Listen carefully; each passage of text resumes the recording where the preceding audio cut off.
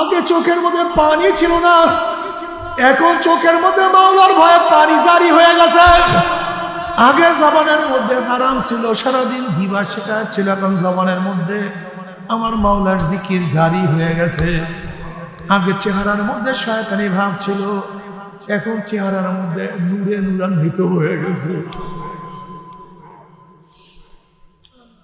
এ আমার বাবারা, আমার মুহাব্বতি বাবারা, এ আমার মা ও বোনেরা, দুনিয়ার মধ্যে ভালো লোকের সাথে থাকলে যেরকম ভালো হওয়া যায়, নবী আলাইহিস সালাতু ওয়াস সালাম ফরমান, আল মারউ মা মান আহাব্বা ওয়া লাহু মাকওয়াতাসাবা।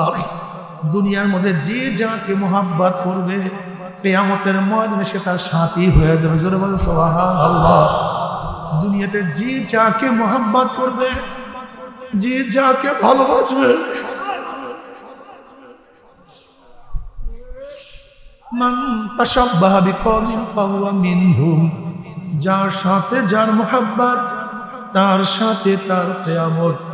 আমরা নবী আলাইহিস সালাতু ওয়াস সালাম মোহাব্বত করি, আমরা উলামায়ে কেরামকে মোহাব্বত করি, আল্লাহর ওলিদেরকে মোহাব্বত করি। আশা করা যায় হক্কানি উলামায়ে কেরাম আমার নবী আলাইহিস সালাতু ওয়াস সালাম যেখানে যাবে আমরা ইনশাআল্লাহ সেখানেই চলে যাব। আল্লাহ কবুল করিয়ে নিও, আল্লাহ কবুল করিয়ে নিও। কিন্তু আমার বেনামাজির উপর হারাম করে দলেরা, যদি বেনামাজির সাথে তোমাদের সোহবত থাকে, সম্পর্ক থাকে, মদখোর, জুয়াখোর, 2 নাম্বার লম্পটের সাথে তোমাদের সাথে থাকে, ওই সমস্ত লোকেরা যেখানে যাবে কিয়ামতের ময়দানে তোমরা সেখানেই চলিয়া যাবা। আমার উপর রাগ করিও না। দুনিয়াতে ভালো মানুষের সোহবত ছাড়া ভালো কাজ করা যায় না। সৎ সঙ্গে স্বর্গবাস, অসৎ সঙ্গে স্বর্গবাস।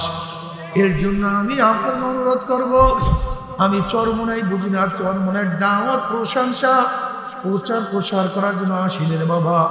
চরমোনাই যাওয়ার তোমার কোনো দরকার নাই, কোনো দরকার নাই, কোনো দরকার নাই। তুমি যার কাছে গিয়া পারো গুনার কাম সারো, নেকের আমল ধরো, কলম নরম করিয়া চোখে পানি নিয়ে মাওলার কবরে যাইও। যেরকম দুনিয়ার ঘরে আগুন লাগলে পানি ছাড়া নিভানো যায় না, ঠিক তদ্রুপ তোমার এবং আমার গুনার দ্বারা যে জাহান্নামের আগুন জ্বলিয়ে রয়েছে, তোমার আমার গুনার দ্বারা যে জাহান্নামের আগুন জ্বলিয়ে রয়েছে,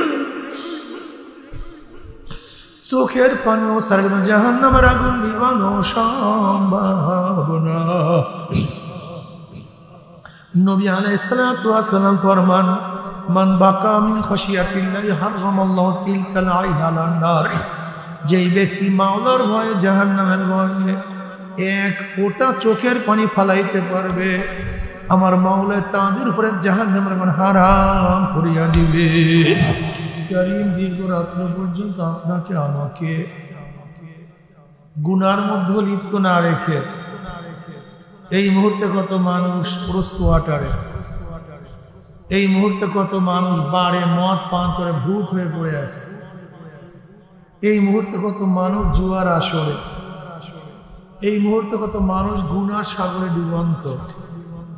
কিন্তু আল্লাহ পাক আপনাকে আমাকে ওদের অন্তর্ভুক্ত না করে এই জাকিরিন, শাকিরিন, আবিদিন, সালিহিন, উলামায়ে কেরাম, নেককার আল্লাহ ওয়ালাদের দামি এক মজলিসে আসার, বসার, বলা শোনার তৌফিক দান করছেন।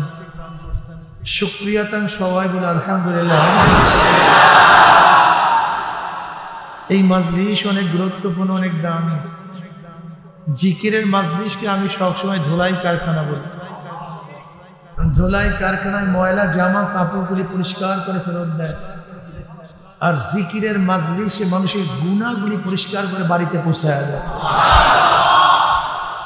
বুখারীর মধ্যে দীর্ঘ রওয়ায়াত আসছে, আল্লাহ পাক এই মজলিসকে কেন্দ্র করে বলেন, উশহিদুকুম আন্নী ক্বাদ গফারতু লাহুম। ফেরেশতারা সাক্ষী, তার গোটা মজলিসের বান্দাদের গুনাহ সব মাফ করে দিয়েছে। আমি সংক্ষিপ্ত কিছু আলোচনা করব, খুব খেয়ালের সাথে কথাগুলি শোনা চাই। রাত তো 11টার বেশি বেজে গেছে, আমি সময় বেশি নেব না, সংক্ষিপ্ত সময় নেব। আমার তন ও মন খুব খেয়ালের সাথে কথাগুলি শোনাচ্ছে, ঠিক না ভাই? আমাদের সমস্যা কি, সমাধানের পদ্ধতিটা কি, এই দুইটা জিনিস আলোচনা করি। আমাদের সমস্যাটা কি, এই গোটা দুনিয়ার সমস্যা কি ছিল, নবী রসুলগণ দুনিয়াতে কেন আসছেন, তাদের কাজটা কি, এই বিষয় কিন্তু আমরা অনেকেই জানি না। কি কথা ঠিক না? নবী রসুলগণ দুনিয়াতে কম্পিউটার আবিষ্কার করার জন্য আসেননি, বিমান বানাবার জন্য আসেননি, খনি আবিষ্কার করার জন্য নবী রসুলগণ দুনিয়াতে আসেননি। নবী রসুলগণ দুনিয়াতে আসছেন মানুষ রূপী অমানুষদেরকে মানুষ বানাবার জন্য। আপনারা জানেন নবী আলাইহিস সালাতু ওয়াস সালাম জমানা ছিল আইয়ামে জাহিলিয়া, জাহিলি যুগ, অসভ্যদের যুগ, অন্ধকারের যুগ, জালেমদের যুগ, খুনিদের যুগ, ধর্ষকদের যুগ, ডাকাতদের যুগ। হীন কোনো অপরাধ নাই যেই অপরাধ ওই জমানায় ছিল না, এমন কোনো অপরাধ সেখানে নেই। কি বিশ্বাস করেন না? কেমন যুগ ছিল? নিজের ঔরারজাত সন্তানকে শুধু লজ্জার কারণে হত্যা করত। অর্থাৎ কারোর ঘরে যদি কন্যা সন্তান জন্মগ্রহণ করত, এটা সবচেয়ে বড় লজ্জার বিষয় ছিল, অপমানের বিষয় ছিল। এই ভয়ে প্রকাশ হওয়ার আগে নিজের বাচ্চাকে নিজে হত্যা করত। শুধু দাহিয়াতুল কলবি রাদিয়াল্লাহু তাআলা আনহু, দাহিয়াতুল কলবি রাদিয়াল্লাহু তাআলা খুব আকর্ষণীয় চেহারার অধিকারী ছিলেন। এত চেহারা সুন্দর ছিল, রাস্তায় যখন বের হইতেন রুমাল ঢাকিয়া বের হইতেন। মহিলাদের ভয়ে তার চেহারা দেখে কোনো মহিলা ঠিক থাকতে পারত না, এত সুন্দর চেহারা ছিল। এই দাহিয়াতুল কলবি রাদিয়াল্লাহু সম্ভ্রান্ত পরিবারের লোক ছিলেন, অথচ নিজের কন্যা সন্তানের বাবা এই লজ্জার কারণে নিজের ঔরাসজাত 70টা নিজের বাচ্চাকে জেতা কবর দিচ্ছে। এখনো মানুষের কাজ, এখনো মানুষ করতে পারে, এটা হতে পারে। এই উদাহরণ দ্বারাই বুঝতে পারেন সেই জমানার অবস্থাটা কত খারাপ ছিল, কত নিকৃষ্ট ছিল। জনাব মুহাম্মদ রাসূলুল্লাহ সাল্লাল্লাহু আলাইহি ওয়াসাল্লাম আসার পরে দাহিয়াতুল কলবির অবস্থাটা কেমন হয়েছে? এত ভালো হয়ে গেছেন। জিবরিল আলাইহিস সালাতু ওয়াস সালাম অধিকাংশ সময় দুনিয়াতে আসতেন তার রূপ ধরে, তার চেহারা অনুযায়ী। কি বুঝলেন? নবী আসার আগে এই ব্যক্তি কত নিকৃষ্ট ছিল, আর নবীর সোহবাতে যাওয়ার পরে তার মান মর্যাদা ইজ্জত কত বেড়ে গেছে। জিব্রাইল তার সূরত ধরে দুনিয়াতে আসতেন, বুঝাতে পারিনি। দেখেন আইয়ামে জাহিলিয়াতের যুগের অবস্থা কত নিকৃষ্ট ছিল, বিশ্বাস করতে পারবেন না। গোলামদের কোনো মর্যাদা ছিল না, কোনো অধিকার ছিল না, সম্পত্তির কোনো মালিক ছিল না। অথচ নবী আলাইহিস সালাতু ওয়াস সালাম দুনিয়াতে আসার পরে বেলাল হাবশির মান কি পরিমাণে বেড়ে গেছে, কত দামি হয়ে গেছে। বেলাল হাবশি হাতে জমিনের মধ্যে, পায়ের আওয়াজ আরশের মধ্যে। যে বেলাল হাবশির কোনো মর্যাদা ছিল না, দাম ছিল না, অথচ অর্ধজাহানের বাদশা উমর ইবনে খাত্তাব রাদিয়াল্লাহু তাআলা যখন বেলাল হাবশিকে সম্বোধন করতেন, কি বলে? সাইয়্যিদুনা বেলাল, আমাদের সর্দার, আমাদের নেতা বেলাল। কি বুঝলেন? একজন গোলামকে দামি বানায় হলো। যেই মেয়েদের কোনো দাম ছিল না, আমার নবী সেই মেয়েদেরকে দামি বানায় হলো। বলছে যে একজন মেয়ে সন্তান জন্ম দিবে আর তাকে লালন পালন করে দিন শিক্ষা দিয়ে বিবাহ দিবে, আল্লাহ তাকে জান্নাতের মালিক বানায় দেবে। যে 2টা মেয়ে সন্তান এই কাজ করবে, আল্লাহ জান্নাতের মালিক বানায় দেবে। যে 3টা সন্তানের এই কাজ করবে, আল্লাহ তাকে জান্নাতের মালিক বানায় দেবে। যেই মেয়ে সন্তান জন্মগ্রহণ করা সবচেয়ে বড় নিকৃষ্ট কাজ ছিল, লজ্জার বিষয় ছিল, এখন সেই মেয়ে সন্তান জন্মগ্রহণ করা সবচেয়ে দামের বিষয় হয়ে গেছে। আমি বুঝাতে পারিনি। যেই জাহিলি যুগে কোনো মেয়েদের ইজ্জত আবরুর কোনো গ্রান্টি ছিল না, নবী আলাইহিস সালাত কি বললেন? অচিরেই আমি এমন একটা সমাজে, যুবক ছেলেরা শোনা ভালো মতো শোনার চেষ্টা করো, বোঝার চেষ্টা করো। জীবন দেখার গাঁজাই সেবন করবো আর মদই পান করবো আর গুন্ডা মাস্তান জালেমদের পিছনে জীবনটাকে ধ্বংস করে ফেলবা। মাথার মধ্যে ঘিলু নাই, চিন্তা নাই। জাহিলি যুগের সম্পর্কে তোমরা ভালো মতো জানো। মেয়েদের ইজ্জত আবরুর কোনো গ্যারান্টি ছিল না, ধর্ষণ করে হত্যা করা হয়েছে। এত নিকৃষ্ট সমাজ ছিল। কিন্তু নবী আলাইহিস সালাত কি বললেন? অচিরি আমি এমন একটা সমাজ উপহার দেব, মদিনার থেকে হাজরা মাউত পর্যন্ত, মক্কা পর্যন্ত একটা সুন্দরী সুশ্রী আকর্ষণীয় রমণী একা একা হাঁটবে, চলবে, কিন্তু ধর্ষণের শিকার হবে না, ইফতিজিংয়ের শিকার হবে না, সিলোথানি হবে না এবং লুণ্ঠিত হবে না। কি বুঝলেন? ছাতা বুঝছেন? এই হাদিস দ্বারা কি বুঝছেন? আহা, কত দামি হাদিস, কত গুরুত্বপূর্ণ হাদিস। একটা হাদিস আপনি চিন্তা করতে পারছেন? সুন্দরী সুশ্রী একটা মেয়ে এই জনপথে রাত্রে দিনে চলাফেরা করবে, কোন যুবক সন্তান তার দিকে তাকাবে না। তার মানে এই গোটা এরিয়া সমস্ত যুবক, সমস্ত পুরুষের চরিত্র ভালো হয়ে যাবে, সমস্ত যুবকরা আদর্শবান হয়ে যাবে, নীতিবান হয়ে যাবে, আল্লাহর ভয় তাদের মধ্যে চলে আসবে, সমস্ত মানুষগুলি ভালো হয়ে যাবে। কি বুঝলেন? আল্লাহ তাই দেখা গেছে।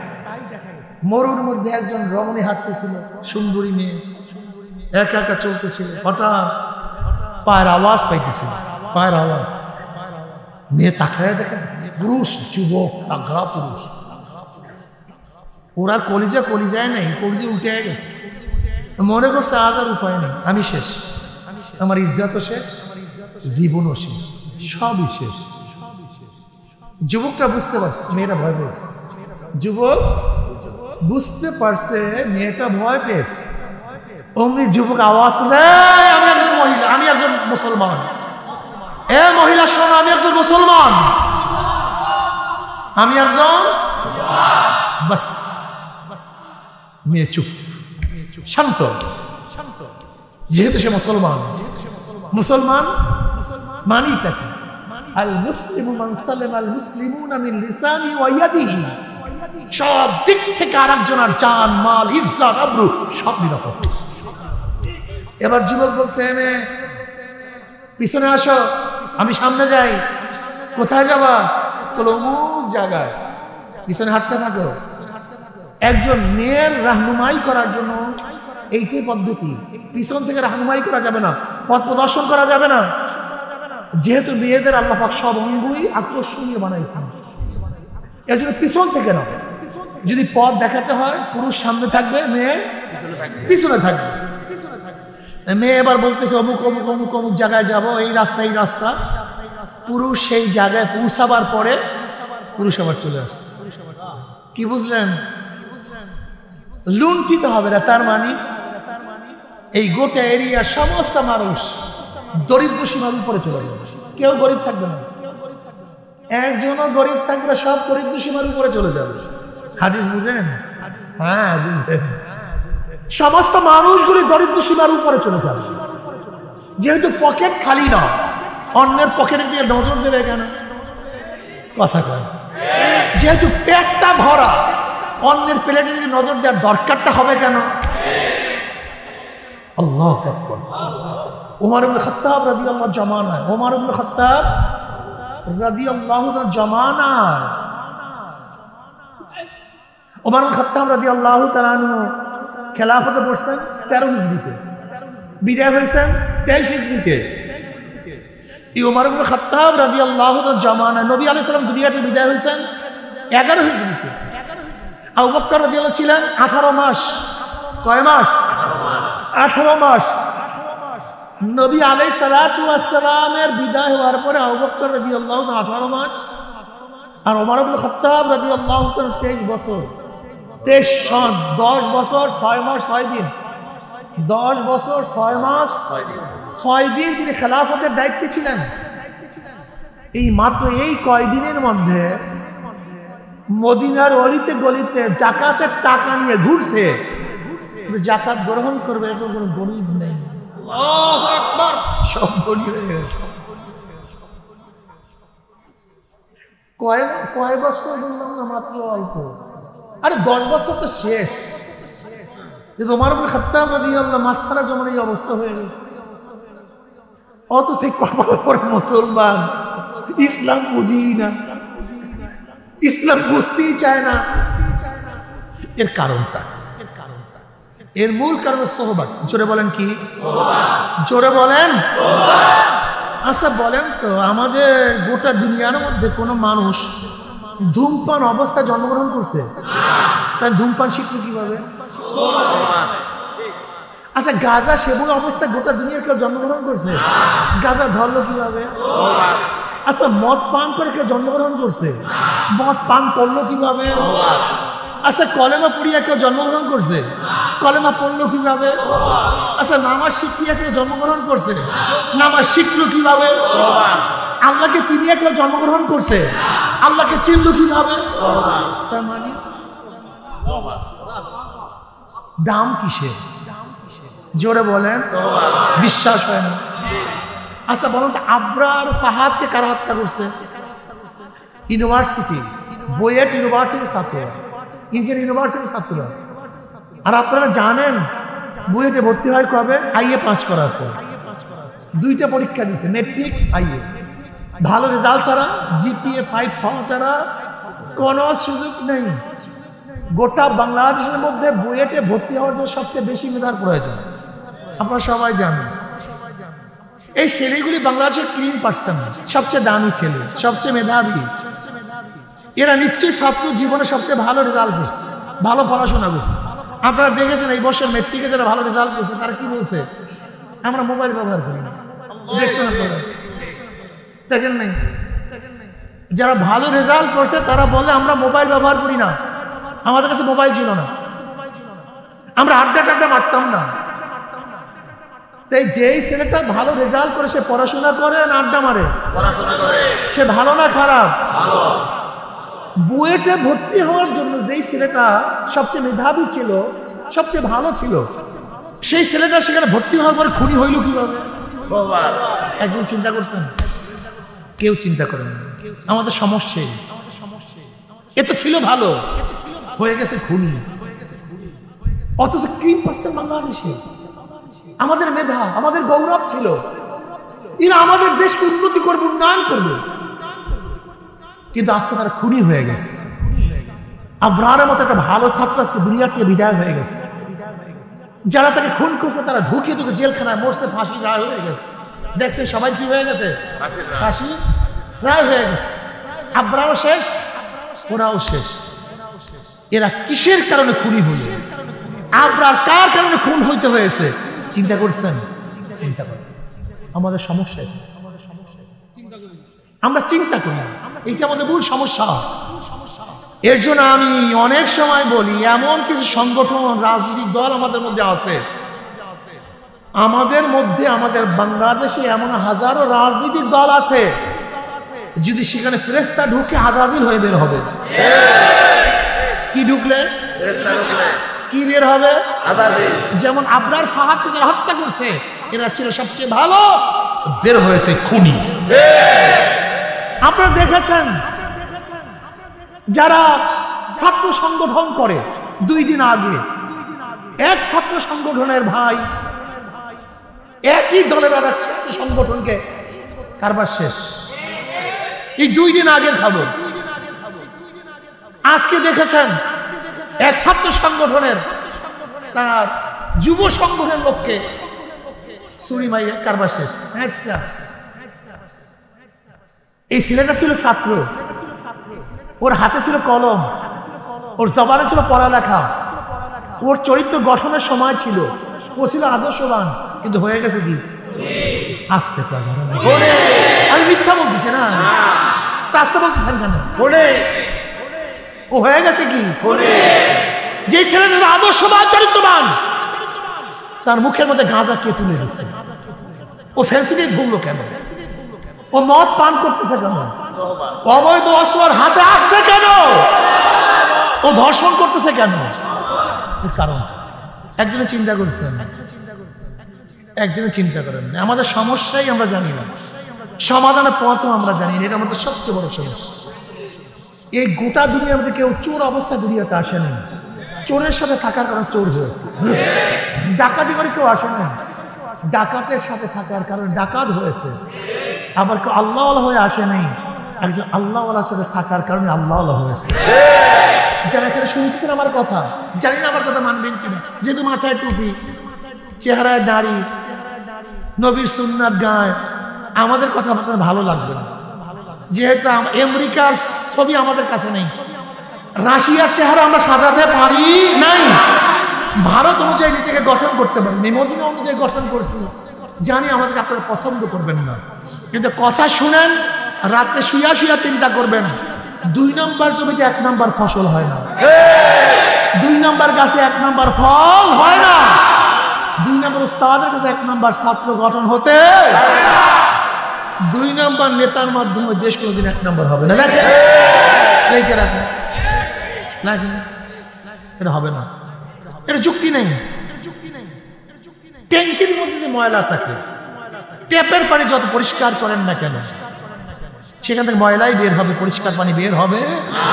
নেতা যদি 2 নম্বর হয়, অনুসারী তার কর্মী যদি ফেরেশতাও হয়, কয়েকদিন পরে দেখবে সে আজাদি হয়ে গেছে। কি হয়ে গেছে? আজাদি।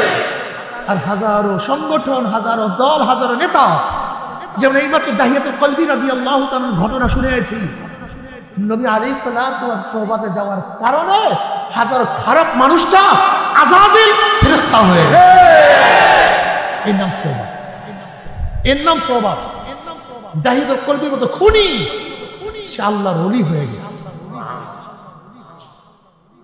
আর আমাদের সোহবাত, আমাদের দেশের সোহবাত, হাজারো খারাপ মানুষের সোহবাতের কারণে হাজারো ভালো মানুষগুলি ধর্ষক হয়ে যাইতেছে, খুনি হয়ে যাইতেছে, টিন্ডারবাজ হয়ে যাইতেছে। আপনারা ভেবেছেন কি যে লিডার পরিবর্তন হলি দেশ ভালো হয়ে যাবে? না। একজনের নাম এ, একজনের নাম বি, একজনের নাম সি, 3 জনই সো। এও সো, বিও সো, সিও চো।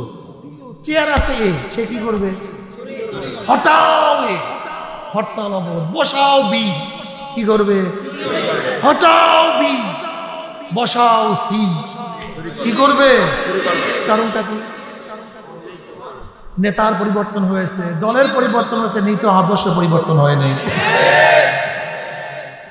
আচ্ছা বলো তো, তোমরা দেশ চালাবা, তোমরা চেয়ারে বসবা, আদর্শ নৈতিকতা শিক্ষার জন্য কি সাধনা করছো? কি চেষ্টা করছো? নবী আলাইহিস সালাত কি করেছেন? 13 বছর মক্কায় কিছু লোক তৈরি করছে। 13 বছর কোনো যুদ্ধ করেন, দেশ চালান না, প্রথম কি করছেন? কিছু লোক তৈরি করছে। চরমনাদের কাজটা ওই নবীর অনুসরণ করা। আগে নিজেকে গঠন করো, তারপর সমাজকে গঠন করার চেষ্টা করো। নিজস্ব, নিজের ডাকা, নিজে খারাপ, আর দেশ ভালো বানায় ফেলাম। এই জন্য আমরা অনেক সময় বলি কি, বলো না, অনেক সময় বলি তোমরা আমাদের খারাপ বলো, কিন্তু আমরা তো ইনশাআল্লাহ ওপেন চ্যালেঞ্জ দিতে পারি, এই রক্তের মধ্যে হারাম নেই। তুমি যে লিডারের পিছনে ঘোরো, সে চ্যালেঞ্জ দেও, তার রক্তের মধ্যে হারাম নেই। আমরা চ্যালেঞ্জ দিতে পারি, আমার বাবার রক্তের মধ্যে হারাম নাই। তুমি চ্যালেঞ্জ দাও, তুমি যে লিডারের পিছনে হাঁটো, তার বাবার রক্তের হারাম নাই। আমরা চ্যালেঞ্জ দিতে পারি, আমার দাদার রক্তে হারাম নাই। তুমি যে লিডারের পিছনে হাঁটো, চ্যালেঞ্জ দাও, তোমার দাদার রক্তের মধ্যে হারাম নাই। কথাটা বুঝতে পারি, রাগটা করছেন ভাইও। তেঁতুল গাছে আমের আশা করা যায়, মাদার গাছে আম হয় না। ডাকাত, বদমাশ, লুচ্চা, গুন্ডা, 2 নম্বর 6 নম্বর এদের মাধ্যমে দেশ কোনোদিন এক নাম্বার হতে পারে না। রাগ করিও না, তোমার যা মনে চায় করো, আগে নিজেকে গঠন করে আল্লাহকে ভয় করো।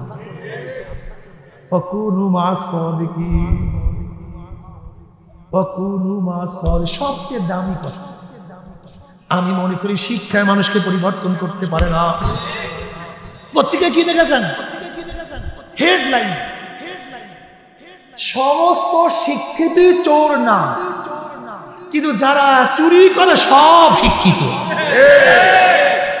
সমস্ত শিক্ষিত কি না, কিন্তু যারা চুরি করে সব শিক্ষিত। সব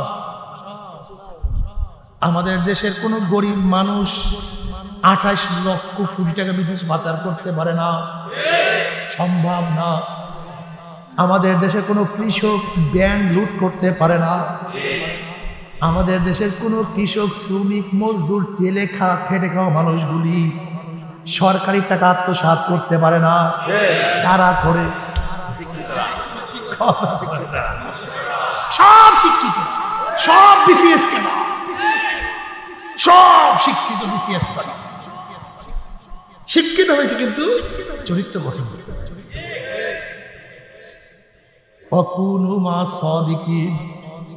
আল্লাহ আমাদের সোহবাদ এখতিয়ার করুন।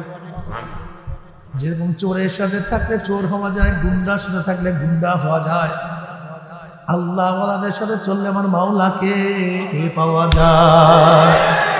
জোরে বলেন সুবহানাল্লাহ। আমি এই মাজলিসে অনেককে দেখাইতে বাবা, আগে গাঁজা সেবন করতো, এখন গাঁজার কলকি ভাঙ্গিয়া ভালো হয়েছে। আগে মদ পান করতো, এখন মদের বোতল চুরমার করিয়া ভালো হয়েছে। আগে খারাপ অভ্যাস ছিল, এখন মাওলাকে সিজদা দিয়া করিয়া থাকে। আগে চোখের মধ্যে পানি ছিল না, এখন চোখের মধ্যে মাওলার ভয়ে পানি জারি হয়ে গেছে। আগে জবানের মধ্যে হারাম ছিল, সারাদিন দিবা শেখা ছিল, এখন জবানের মধ্যে আমার মাওলার জিকির জারি হয়ে গেছে। আগে চেহারার মধ্যে শয়তানি ভাব ছিল, এখন চেহারার মধ্যে নূরে নূরান্বিত হয়ে গেছে। এ আমার বাবারা, আমার মুহাব্বতি বাবারা, এ আমার মা ও বোনেরা, দুনিয়ার মধ্যে ভালো লোকের সাথে থাকলে যেরকম ভালো হওয়া যায়, নবী আলাইহিস সালাতু ওয়াস সালাম ফরমান, আল মারউ মা মান আহাব্বা ওয়া লাহু মাকওয়াতাসাবা। দুনিয়ার মধ্যে যে যাকে মুহাব্বত করবে, কিয়ামতের ময়দানে সে তার সাথী হয়ে যাবে। জোরে বলেন সুবহানাল্লাহ। দুনিয়াতে যে যাকে মুহাব্বত করবে, যে যাকে ভালোবাসবে, মান তাশাব্বাহা বিকওমিন ফাহুয়া মিনহুম, যার সাথে যার মুহাব্বত, তার সাথে তার কিয়ামত। আমরা নবী আলাইহিস সালাতু ওয়াস সালাম মুহাব্বত করি, আমরা উলামায়ে কেরামকে মুহাব্বত করি, আল্লাহর ওলিদেরকে মুহাব্বত করি। আশা করা যায় হক্কানি উলামায়ে কেরাম আমার নবী আলাইহিস সালাতু ওয়াস সালাম যেখানে যাবে, আমরা ইনশাআল্লাহ সেখানেই চলে যাব। আল্লাহ কবুল করিয়ে নিও, আল্লাহ কবুল করিয়ে নিও। কিন্তু আমার বেনামাজি উপর হারাম করে দলেরা, যদি বেনামাজির সাথে তোমাদের সোহবত থাকে, সম্পর্ক থাকে, মদখোর, জুয়াখোর, 2 নাম্বার লম্পটের সাথে তোমাদের সাথে থাকে, ওই সমস্ত লোকেরা যেখানে যাবে কিয়ামতের ময়দানে তোমরা সেখানেই চলিয়া যাবা। আমার উপর রাগ করিও না। দুনিয়াতে ভালো মানুষের সোহবত ছাড়া ভালো কাজ করা যায় না। সৎ সঙ্গে স্বর্গবাস, অসৎ সঙ্গে স্বর্গবাস। এর জন্য আমি আপনাকে অনুরোধ করব, আমি চরমোনাই বুঝি না, চরমোনার দাওয়াত প্রশংসা প্রচার প্রসার করার জন্য আসিলেন বাবা। চরমোনাই যাওয়ার তোমার কোনো দরকার নাই, কোনো দরকার নাই, কোনো দরকার নাই। তুমি যার কাছে গিয়া পারো গুনার কাম সারো, নেকের আমল ধরো, কলম নরম করিয়া চোখে পানি নিয়ে মাওলার কবরে যাইও। যেরকম দুনিয়ার ঘরে আগুন লাগলে পানি ছাড়া নিভানো যায় না, ঠিক তদ্রুপ তোমার এবং আমার গুনার দ্বারা যে জাহান্নামের আগুন জ্বলিয়ে রয়েছে, তোমার আমার গুনার দ্বারা যে জাহান্নামের আগুন জ্বলিয়ে রয়েছে, চোখের পানিও ছাড়বে না, জাহান্নামের আগুন নিভানো সম্ভব না। নবী আলাইহিস সালাতু ওয়াস সালাম ফরমান, মান বাকা মিন খাশিয়াতিল্লাহি হারামাল্লাহু তিলকাল আইন আলান নার। যেই ব্যক্তি মাওলার ভয়ে, জাহান্নামের ভয়ে এক ফোঁটা চোখের পানি ফালাইতে পারবে, আমার মাওলা তাদের উপরে জাহান্নামের আগুন হারাম করিয়া দিবে। কাজে আমার জন্য দোয়া চাই, আমিও দোয়া করি, সবাই সবার জন্য প্রাণ খুলিয়া দোয়া করো, যেন কিয়ামতের ময়দানে গলা বলে বাঁধিয়া মাওলা একসাথে জান্নাত যাওয়ার তৌফিক দিয়া দেয়। আল্লাহুম্মা আমিন। ও আমার পর্দার মা বোনেরা, দুই হাত তুলিয়া মাওলার দরবারে কান্দো আর মাওলার কাছে মাফ চাও। আল্লাহ, কতিপয় গুনাহগার বান্দা গুনার বোঝা মাথায় নিয়া বহুত আশা করে তোমার শাহী দরবারে হাত তুললাম রে মাওলা, দয়া করে মায়াটা মাফ করে দাও। আল্লাহ, আল্লাহ তুমি মাফ করবাই না, ক্ষমা করবাই না। তাহলে তোমার বন্ধুর এখানে কেন আসছে? কি পাওয়ার জন্য আসছে? কি চাওয়ার জন্য আসছে? আল্লাহ, আমরা দুনিয়া পাওয়ার জন্য আসি নাই, দুনিয়া চাওয়ার জন্য আসি নাই, দুনিয়ার বিপদে পরিবর্তনে কেউ আসি নাই। আল্লাহ, কেউ নামাজ কাজা করিয়া ফেলাইছি, কেউ রোজা সারিয়া দিছি, কেউ বেপরদা অপকর্মের মধ্যে লিপ্ত হয়ে গেছি, কেউ হারাম কবিরা গুনাহ করিয়া ফেলাইছি। আল্লাহ, আমরা জাহান্নামের কাজ করিয়া ফেলাইছি। আল্লাহ, জাহান্নামের খাতা থেকে আমাদের নামটা কাটিয়া দেন। আল্লাহ, জাহান্নামের খাতা থেকে আমাদের নামটা কাটিয়া দেন। আল্লাহ, জান্নাতুল ফেরদাউসের মধ্যে আমাদের নামটা উঠাইয়া নেন। আল্লাহ, আমার যুবক বাবাদেরকে কবুল করিয়া নেন। আল্লাহ, আমার মুরব্বী বাবাদেরকে কবুল করিয়া নেন। আল্লাহ, আমার মা বোনদেরকে কবুল করিয়া নেন। আল্লাহ, আমরা যারা হাত করলাম, জানি না কার মা নাই, বাবা নাই, স্ত্রী নাই, সন্তান নাই, দাদা নাই, দাদু নাই, নানা নাই, নানু নাই। আল্লাহ, যত মুমিন মুমিনাত মুজাহিদরা কবরে শুয়ে রয়েছে, সবার কবরে আযাবকে মাফ করে দেন। আল্লাহ, খাস করে আমাদের শাইখ ও মুর্শিদের কবরকে জান্নাতের বাগিচা বানায়া দেন। মা দাদা সহ তামাম দুনিয়ার মাশায়েখদের মাকামকে জান্নাত মধ্যে বুলন্দ করে দেন। আমাদের আহলাউলাদের খাস গোলাম বান্দিকে কবুল করে নেন। রব্বানা হাব লানা মিন আজওয়াজিনা ওয়া যুররিয়্যাতিনা কুররাতা আইন ওয়াজআলনা লিল মুত্তাকিনা ইমামা। রব্বিরহামহুমা কামা রাব্বায়ানি সগীরা। ওয়া সাল্লাল্লাহু তাআলা আলা খায়রি খালকিহি মুহাম্মাদিন ওয়া আলিহি ওয়া আসহাবিহি ওয়া আজওয়াজিহি ওয়া আতবাইহি أجمعين وارحمنا معهم برحمتك يا أرحم الراحمين.